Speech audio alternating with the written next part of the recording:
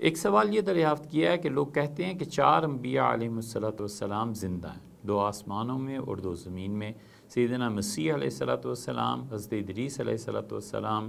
حضرت خضر علیہ السلام اور الیاس علیہ السلام۔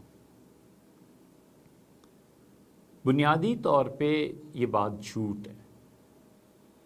ایسے نہیں ہے۔ حضرت ادریس علیہ السلام کے متعلق بہت سی روایات میں اگرچہ یہ آیا ہے، لیکن ان میں سے اکثر روایات اسرائیلی روایات ہیں،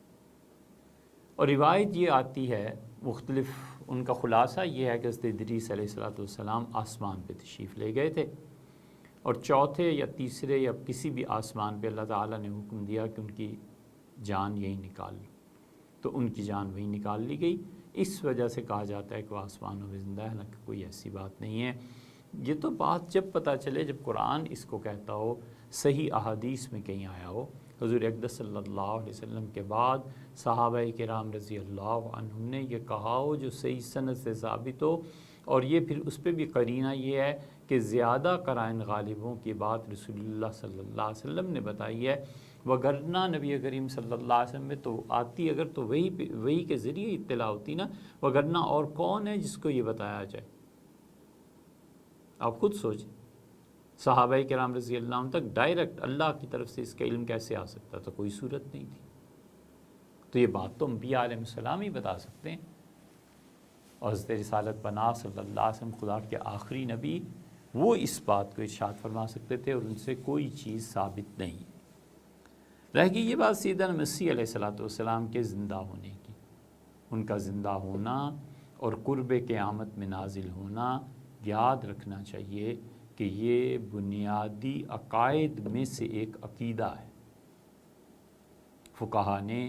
جہاں پر حضرت عیسیٰ علیہ السلام کی حیات اور موت پر بحث کی ہے اور زمین پہ آنے پہ بحث کی ہے، انہوں نے لکھا ہے کہ سیدنا مسیح علیہ السلام کے متعلق یہ باتیں متواتر احادیث سے ثابت ہیں، اور اہل السنہ نے ہر جگہ لکھا ہے کہ ہمارے عقیدے میں یہ بات شامل ہے کہ سیدنا مسیح علیہ السلام رفع اور نزول، وہ اٹھائے بھی گئے اور قرب قیامت میں وہ واپس بھی تشریف لائیں گے۔ آپ کبھی قرآن کریم پہ غور کریں، اللہ تعالیٰ فرماتے ہیں کہ ہم نے یہ بشارت دی کہ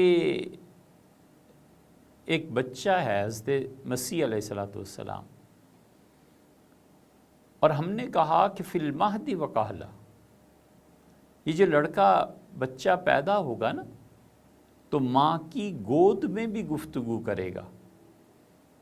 سورہ آل عمران میں، اور جب وہ پختہ عمر کا ہو جائے گا تو بھی لوگوں سے بات کرے گا۔ یہ تو سمجھ میں آتا ہے کہ بچہ ولادت کے بعد بات کرنا شروع کر دے تو یہ تو ایک کھلا ہوا معجزہ اور کرامت ہے،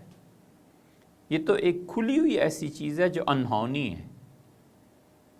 اس بچے کا کلام کرنا، گفتگو کرنا، یہ اس بات کی دلیل ہے خود کہ حق تعالی شانہ نے جو کرم فرمایا تھا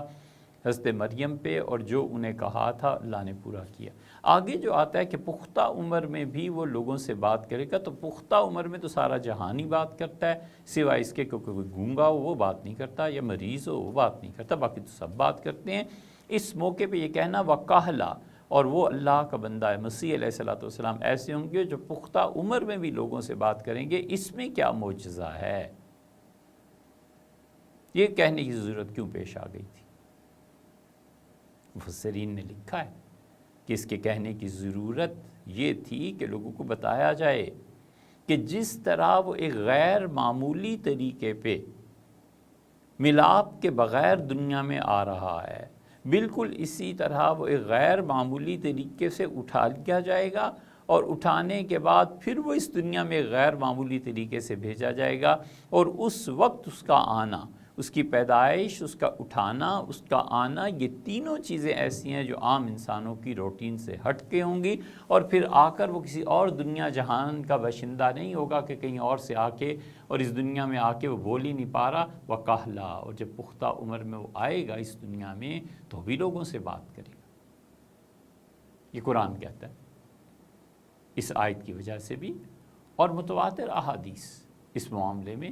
ان سب میں یہ ہے کہ سیدنا مسیح علیہ السلام حیات ہیں، اور وہ آئیں گے اور لوگوں سے آ کے بات کریں گے۔ تیسرے نبی حضرت خضر علیہ الصلوۃ والسلام، سیدنا خضر علیہ الصلوۃ والسلام کے متعلق ہمیشہ سے علماء میں اختلاف رہا ہے۔ جن لوگوں پہ تصوف غالب ہے، صوفیہ، وہ نہ صرف یہ کہ ان کی حیات کا دعویٰ کرتے ہیں، بہت سے کہتے ہیں کہ ہماری ان سے ملاقات بھی ہوئی ہے، اور وہ یہ بھی کہتے ہیں کہ وہ نبی ہیں اور زندہ ہیں اور ملتے ہیں، تینوں چیزیں پائی جاتی ہیں۔ علماء کا ایک گروہ اس طرف گیا ہے کہ وہ گروہ یہ کہتا ہے کہ حضرت خضر علیہ الصلوۃ والسلام اپنے زمانے میں تھے اور خدا کے نبی نہیں تھے۔ بہت سے لوگوں کا یہ خیال ہے، اسی لیے فقہاء نے فتاویٰ میں کہا ہے کہ خضر علیہ الصلوۃ والسلام کی نبوت کا انکار کفر نہیں ہے، کیونکہ قطعی اور یقینی طور پہ ثابت نہیں ہے، تو کوئی انہیں حیات ہی نہیں مانتا، زندہ ہی نہیں مانتا، تو بھی کوئی حرج نہیں۔ کہتے ہیں اللہ کے ایک بہت اچھے بندے تھے، خدا کے چنے ہوئے لوگوں میں سے تھے، اپنے وقت پہ آئے اور انتقال فرما گئے، بس قصہ ختم۔